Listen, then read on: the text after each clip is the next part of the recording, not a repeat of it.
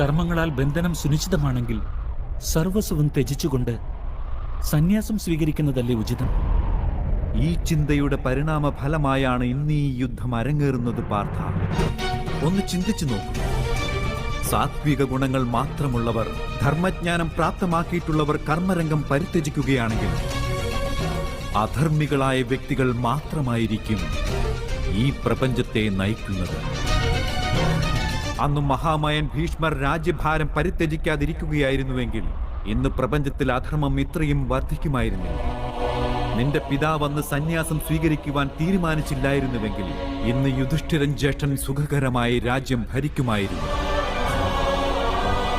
അങ്ങനെ സംഭവിച്ചിരുന്നെങ്കിൽ പ്രജകൾക്ക് ന്യായധർമ്മങ്ങളുടെ ജ്ഞാനവും പ്രദാനം ചെയ്യുവാൻ കഴിയുമായിരുന്നു.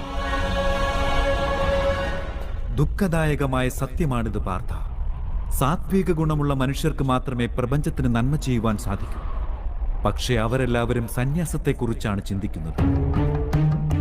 ജലം നീരാവിയായി മാറി മുകളിലേക്ക് ഉയരുന്നതാണ്. എന്നാൽ ചെളി അവിടെ തന്നെ അവശേഷിക്കുന്നതായിരിക്കും.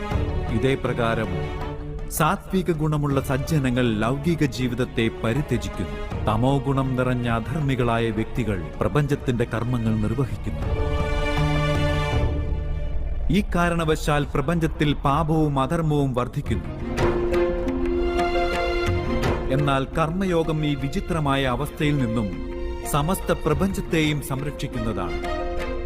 കർമ്മയോഗികൾ കർമ്മഫലങ്ങൾ പ്രതീക്ഷിക്കുന്ന മനസ്സാണ് പരിത്യജിക്കുന്നത്. കർമ്മങ്ങൾ അവർ പരിത്യജിക്കാറില്ല.